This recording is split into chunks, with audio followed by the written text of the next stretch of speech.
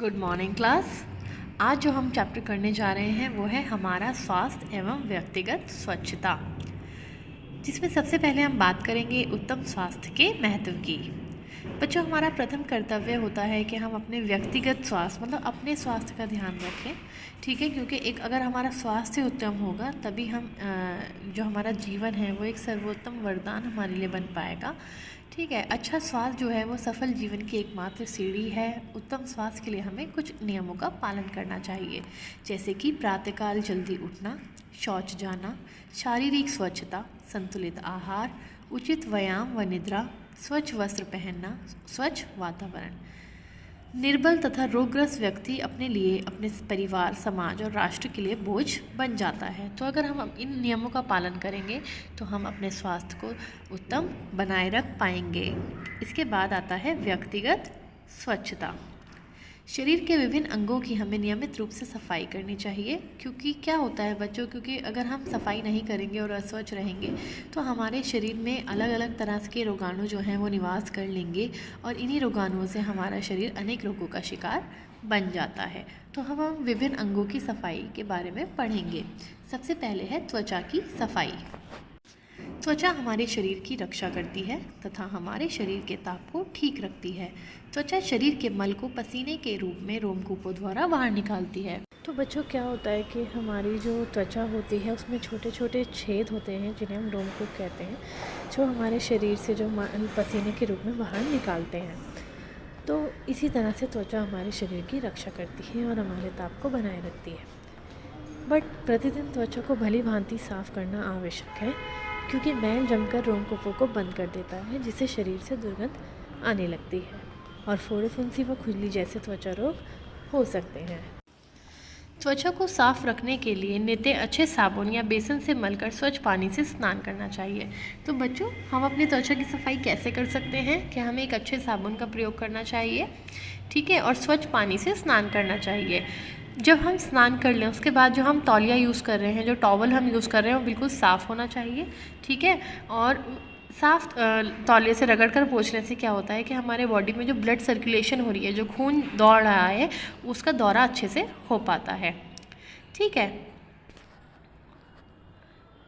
स्नान करने के बाद साफ़ कपड़े पहनने चाहिए, हमें अपना तौलिया अलग रखना चाहिए और हमेशा अपने ही तौलिए का प्रयोग करना चाहिए। तो बच्चों, ऐसा क्यों कहा गया है?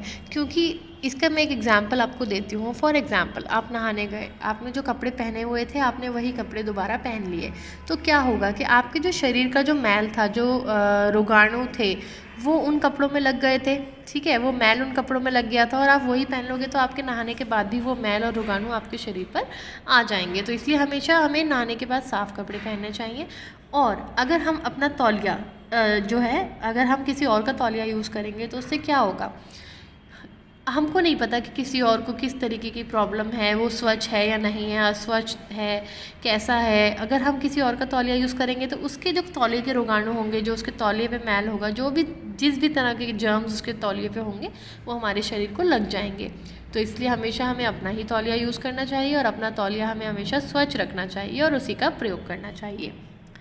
इसके बाद है बालों की सफाई। बच्चों, बाल हमारे शरीर का श्रृंगार होते हैं। बालों से ही हमारी खूबसूरती में चार चांद लगते हैं। इन्हें सदा स्वच्छ रखना चाहिए और बालों को किसी अच्छे साबुन, जैसे शिकाकाई आंवले के जो शैम्पूज़ होते हैं उनसे उनका प्रयोग करना चाहिए और सप्ताह में मतलब हफ्ते में कम से कम 2 बार धोना चाहिए। प्रतिदिन बालों को कम से कम 2 बार कंघी या ब्रश से अच्छी तरह काटना चाहिए। हमें अपनी कंघी या ब्रश भी अलग और साफ़ रखना चाहिए। बालों की भली भांति देखभाल ना करने से बालों में सीकरी मतलब कि रूसी, डैंड्रफ जिसे हम कहते हैं, वो हो जाती है और जुएँ भी पड़ जाती हैं। जुएँ बालों को जड़ों से जाकर खून चूसती हैं और काटती हैं, जिससे सर में तेज़ खुजली होती है। कई बार नाखूनों से खुजाने पर सर में ज़ख्म भी बन जाते हैं। तो बच्चों, अगर किसी के सर में ऐसे जुएँ हो गई हैं या डैंड्रफ हो गया है तो उसे भी ख़त्म करना बहुत ज़रूरी होता है, ठीक है। इसके लिए हम इसको नष्ट करने वाली दवा यहाँ बाज़ार में मिलती हैं, जैसे मेडिकर है और भी ऐसी दवाएँ आती हैं, हम उनका यूज़ करके इनको ख़त्म कर सकते हैं। अब है मुंह और दांतों की सफाई। बच्चों, मुंह और दांतों को साफ़ रखना बहुत आवश्यक है। ये आपको बचपन से सिखाया भी जाता है और आप सबको पता भी होगा कि जैसे हमें दिन में 2 बार ब्रश करना चाहिए, हमें अपने दांत इस प्रकार साफ़ रखने चाहिए, खाना खाने से पहले, खाना खाने के बाद कुल्ला करना चाहिए। तो ये बहुत ज़रूरी होता है, क्योंकि बच्चों जब हम अगर गंदे मुंह से और दांतों से भोजन खाएंगे तो कई प्रकार के रोगाणु हमारे शरीर में चले जाएंगे, ठीक है। और दांतों के बीच जो खाली स्थान होता है उसमें भोजन के कण फंस जाते हैं, अगर हम उन्हें साफ़ नहीं करेंगे तो वो वहीं के वहीं सड़ जाएंगे, ठीक है, जिसकी वजह से हमारे मुँह से दुर्गंध आने लगेगी। दांतों को साफ़ न करने पर उन पर एक पीला सा सख्त पदार्थ जम जाता है जिसे टार्टर कहते हैं, ठीक है। ये मसूड़ों को कमज़ोर बनाता है, जिसकी वजह से मसूड़ों में सूजन भी आ जाती है। कमज़ोर दांतों से भोजन ठीक प्रकार से चबाया नहीं जाता है, जिससे पेट खराब भी हो सकता है। और बच्चों अगर हम मुंह को साफ़ नहीं करेंगे तो हमारी जीभ पर भी मैल जम जाएगा और वो मैल खाने के साथ हमारे पेट में चला जाएगा। मुंह और दांत साफ़ न करने से उसमें से दुर्गंध आने लगती है, जैसे कि मैंने आपको बताया। तो बच्चों हम अपना मुंह और दांत कैसे साफ़ रख सकते हैं? सबसे पहले सुबह उठते ही हमें और सोने से पहले ब्रश करना चाहिए, ठीक है, और मुंह और दांतों को भली भांति साफ़ करना चाहिए। भोजन खाने से पहले और बाद में हर बार स्वच्छ पानी से कुल्ला करके मुंह और दांत साफ़ करने चाहिए। दांतों को साफ़ करने के लिए अच्छे किस्म के दांतों के ब्रश और पेस्ट का प्रयोग करना चाहिए। इसके लिए हम नीम या बबूल की दातून का भी स्वच्छ पानी में धोकर प्रयोग कर सकते हैं, क्योंकि वो दांतों के लिए बहुत ही फ़ायदेमंद होती है और रोगाणुओं को मारती है। दांतों को मजबूत और स्वस्थ रखने के लिए दिन में कम से कम एक बार फल या कच्ची साग सब्जी जैसे गाजर, मूली, अमरूद अवश्य खाने चाहिए। दांतों के व्यायाम के लिए गन्ना भी लाभदायक है। अब है आँखों की सफाई। बच्चों आप सभी को पता है कि आँखें हमारे लिए कितनी आवश्यक हैं, क्योंकि ये आँखें ही हैं जो हमें हर चीज़ देखने में मदद करती हैं। स्वस्थ आँखें प्रकृति की बहुमूल्य देन है, इन्हें मिट्टी, कूड़े व गंदगी से हमेशा बचाना चाहिए। आँखों को सदैव स्वच्छ जल से धोना चाहिए और केवल अपने साफ तौलिया रुमाल से ही पोंछना चाहिए। तो बच्चों आँखों के स्वास्थ्य के लिए हमें कुछ बातें ध्यान में रखनी बहुत ज़रूरी होती हैं। पढ़ाई, लिखाई, सिलाई करते समय प्रकाश का सही प्रबंध होना चाहिए। काम करते समय शरीर की स्थिति उचित होनी चाहिए। झुककर काम करने से आँखों पर दबाव पड़ता है और लेटकर पढ़ने से भी आँखों पर दबाव पड़ता है। आँखों को तेज़ प्रकाश व चमक से बचाना चाहिए, नहीं तो इससे आँखें खराब होने का भय रहता है। टेलीविज़न के कार्यक्रमों को बहुत पास से और बहुत देर तक नहीं देखना चाहिए, क्योंकि उससे भी हमारी आंखों पर बुरा प्रभाव पड़ता है। हिलते व मंद प्रकाश तथा चलती गाड़ी में नहीं पड़ना चाहिए, क्योंकि इससे आंखों पर दबाव पड़ता है। इसके बाद आती है नाक और कान की सफाई। बच्चों प्रतिदिन स्नान करते समय नाक को स्वच्छ पानी से साफ़ करना चाहिए, नहीं तो क्या होता है कि हमारी नाक में मैल जम जाता है और फिर लोग, आपने देखा होगा कई बार बच्चे उंगली डालकर नाक साफ़ करते हैं, जो कि एक गंदी आदत है, बैड मैनर्स है, जो कि नहीं करना चाहिए। तो इसलिए हमें नहाते समय ही अपनी जो नोज़ है, जो नाक है, वो क्लीन कर लेनी चाहिए।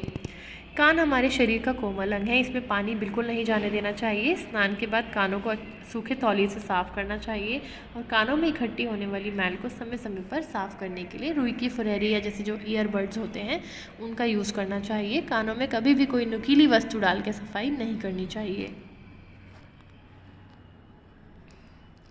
इसके बाद है हाथ और पाँव की सफाई।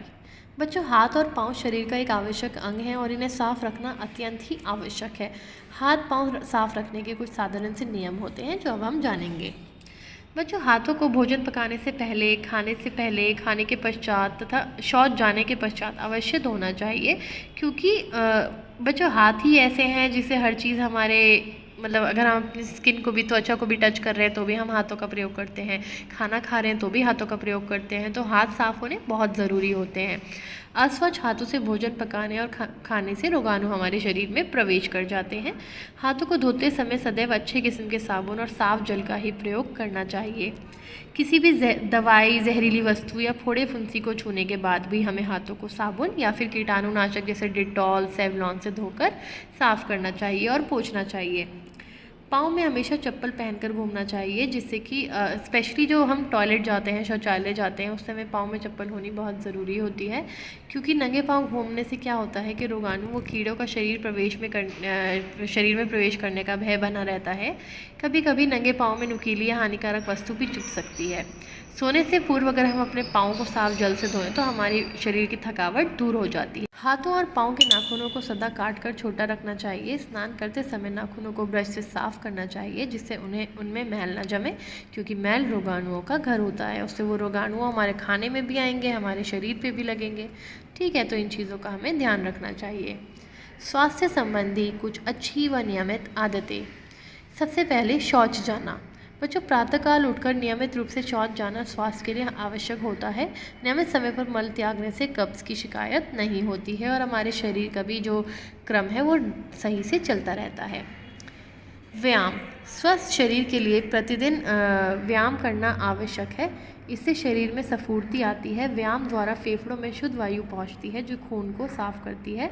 व्यायाम सदैव नियमित रूप से खुली हवा में करना चाहिए। व्यायाम हमेशा आयु, कार्य व निजी आवश्यकता के अनुसार करना चाहिए, क्योंकि बच्चों क्या होता है कि अगर हम अपनी मर्ज़ी से, हमें नॉलेज तो है नहीं कि कैसे करना है, क्या करना है, अगर हम अपनी मर्ज़ी से करेंगे और कोई गाइडेंस नहीं लेंगे तो हो सकता है कि हम अपने शरीर के किसी हिस्से को नुकसान पहुँचा पाएँ। अब है विश्राम व निद्रा। प्रतिदिन की क्रियाओं से होने वाली थकावट को दूर करने के लिए उचित मात्रा में विश्राम मतलब कि आराम करना बहुत ज़रूरी है और पूरी नींद लेना भी बहुत ही ज़रूरी है। विश्राम व निद्रा की अवस्था में शरीर में होने वाली मरम्मत का कार्य सुचारू रूप से होता है। अतः बच्चों, बूढ़ों व कमज़ोर व्यक्तियों को अधिक विश्राम व निद्रा की आवश्यकता होती है। एक स्वस्थ व्यक्ति के लिए 6 से 8 घंटे की नींद आवश्यक है। इसके बाद है भोजन संबंधी आदतें। अच्छे स्वास्थ्य के लिए भोजन संबंधी निम्नलिखित आदत को बनाना बहुत ज़रूरी होता है। नियमित समय पर भोजन खाना और आवश्यकता ना होने पर भोजन नहीं खाना। कई बार ऐसा होता है कि हम खाना खा चुके होते हैं लेकिन हमें कोई ऐसी चीज़ दिख जाए जो हमें बहुत पसंद होती है तो हम उसे भी खा लेते हैं। हम ये नहीं सोचते कि हमारा पेट तो भर चुका है। तो इसीलिए हमें इस चीज़ का ध्यान रखना चाहिए कि एक तो नियमित समय पर खाना खाएं और अगर आवश्यकता नहीं है, मतलब कि हमें भूख नहीं लगी है, हमारा पेट भरा हुआ है, तो हमें कुछ ऐसा नहीं खाना चाहिए। भोजन सदैव स्वच्छ स्थान पर बैठकर स्वच्छ स्थान पर बैठकर और स्वच्छ हाथों से और स्वच्छ बर्तनों में ही खाना चाहिए। भोजन खाते समय सदैव शांतचित्त एवं प्रसन्न मतलब कि रिलैक्स होकर खाना खाना चाहिए। उस टाइम हमें ये नहीं कि हम दिमाग में तो कुछ और सोच रहे हैं, टेंशन ले रहे हैं और खाना हमारे शरीर को फिर वो लगेगा ही नहीं। तो इसलिए बिल्कुल रिलैक्स होकर खाना खाना चाहिए। सारी जो टेंशन है, जो सोच है, उस टाइम के लिए अलग रख देनी चाहिए। भोजन खाने से पहले और बाद में हाथ, मुंह और दांत साफ पानी से भली भांति साफ करने चाहिए। तो बच्चों, ये चैप्टर आपका कंप्लीट हो गया है और इसके क्वेश्चन आंसर्स मैंने ऑलरेडी अपलोड किए हुए हैं, तो जिन्होंने नहीं किए हैं वो कर लें और जिनको रिवाइज़ करना है वो रिवाइज़ कर लें।